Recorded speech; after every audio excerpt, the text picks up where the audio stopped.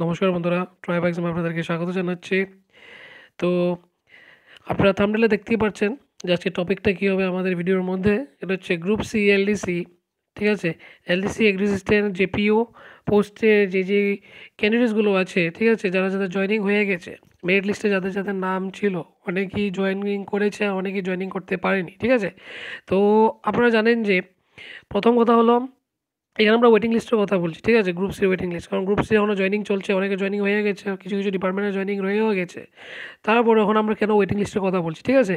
আমি বলব কেন ওয়েটিং লিস্টের কথা বলছি, তো তাহলে সম্পূর্ণ ভিডিওটা আপনারা দেখতে হবে, নাহলে আপনারা বুঝবেন না, ঠিক আছে?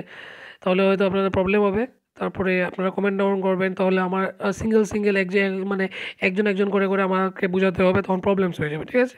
তো আশা করি পুরো ভিডিওটা দেখবেন আর এটা বোঝার চেষ্টা করবেন, ঠিক আছে? তো গ্রুপ সি যে ক্যান্ডিডেটসগুলো আছে জয়েনিং হয়ে যাচ্ছে, আর কিছু ক্যান্ডিডেটসের জয়েনিং হয়েও গেছে। প্রথম কথা হলো জয়েনিং হয়ে গেছে, ঠিক আছে? সেকেন্ড কথা হলো এখনও ওয়েটিং লিস্ট কেন বেরোবে, ঠিক আছে? ওয়েটিং লিস্ট কেন বেরোবে?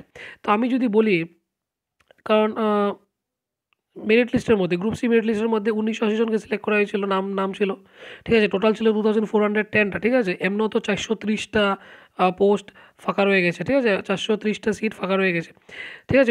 ওটার কথা আমরা বললাম না, 430টা তো ফাঁকা রয়ে গেছে।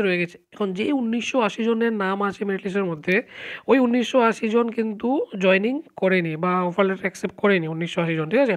১৯৮০ জনের মধ্যে অনেক জনই কিছু ডিপার্টমেন্ট, অন্য ডিপার্টমেন্টে জয়েনিং পেয়ে গেছে অন্যান্যখানে, ঠিক আছে? আর মেজরিটি করেছে, জয়েনিং করেছে, বাট কিছু এরকম ক্যান্ডিডেটস আছে যারা জয়েনিং করেনি, ঠিক আছে?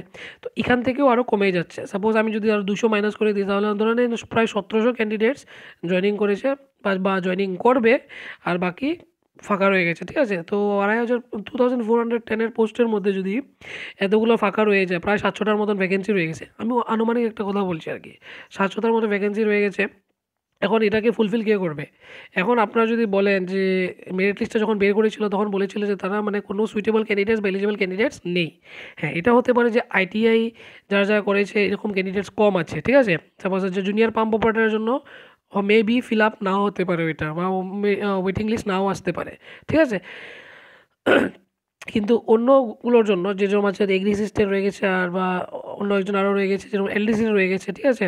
তো ওইগুলো পোস্টের ভ্যাকেন্সি ফিল আপ হতে পারে কীভাবে হতে পারে? যদি কাট অফটা কম করে দেওয়া যায়, ঠিক আছে? তো একটাই রাস্তা আছে, কাট অফটা যদি কম করে দেওয়া যায়, যে কাট অফে মেরিট লিস্টটা বানানো হয়েছিল তার থেকে যদি 5% যদি কাট অফটা কম করে দেওয়া হয়, তাহলে হয়তো ভ্যাকেন্সিগুলো ফিল আপ হয়ে যেতে পারে, ঠিক আছে? সরকার যদি চায় এটা কিন্তু সরকারে করতে পারে, কিন্তু সরকারে কেন করছে না বা করবে কি না ওটার সিউরিটি নেই। করতেও পারে ভবিষ্যতে।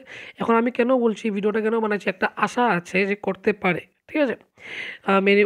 মানে ওয়েটিং লিস্টটা বের করতে পারে। এখন কেন করতে পারে আমি বলছি যে আসাম সরকারের যে গত বছর হয়েছিল, এক্সামটা হয়েছিল, ঠিক আছে? গত বছর বলছি না, তারও আগের বছর হয়েছিল। তো 2022 হয়েছিল। 2022 অগস্ট মাসে এক্সামটা হয়েছিল গ্রেড 3, গ্রেড 4 এর। আর এক্সামের প্রায় 6 মাস পরেই তাদের পোস্টিং সব হয়ে গেছে, ঠিক আছে? পোস্টিং, জয়েনিং সব হয়ে গেছে 6 মাস পরেই, এত ফাস্ট, ঠিক আছে? তো যখন তারা মেরিট লিস্ট বের করেছিল, অনেকেই জয়েনিং করেছে আর অনেকেই করেনি, ঠিক আছে? তো তার 2-3 মাস পরে মানে যারা জয়েনিং করেছে তাদের 2-3 মাস পরে আসাম সরকারের গ্রেড 3, গ্রেড 4 এর জন্য আবার ওয়েটিং লিস্ট বের করেছে, ঠিক আছে? ওয়েটিং লিস্ট বের করেছে, তো ওই ওয়েটিং লিস্টে দ্বারা অনেকদেরকে আরও জয়েনিং দেওয়া হয়েছে।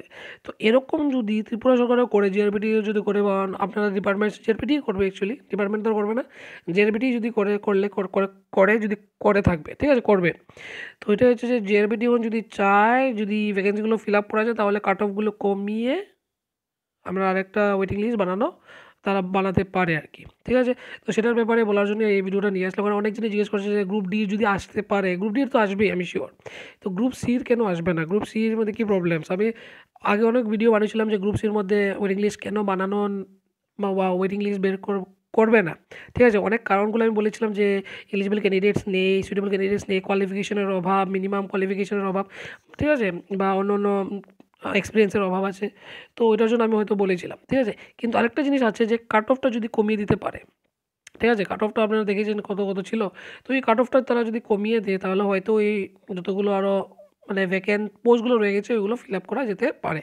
তো ভবিষ্যতে আম জেআরবিটি হয়তো গ্রুপ ডির সাথে গ্রুপ ডি বা গ্রুপ ডির পরে গ্রুপ সিরও আবার ওয়েটিং লিস্ট বের করতে পারে। তো গ্রুপ সি যারা মানে সিলেকশন হয়নি বা মেরিট লিস্টে নাম আসেনি তারা এখনও মানে এখানে হয়তো আপনাদের হতে পারে একটু আশা রয়ে গেছে, কিন্তু আমি বলব না যে আপনারা এই আশা নিয়েই বসে থাকবেন। অন্য এক্সামেও আপনারা পার্টিসিপেট করবেন আর অন্য এক্সামের জন্য প্রিপারেশন করবেন।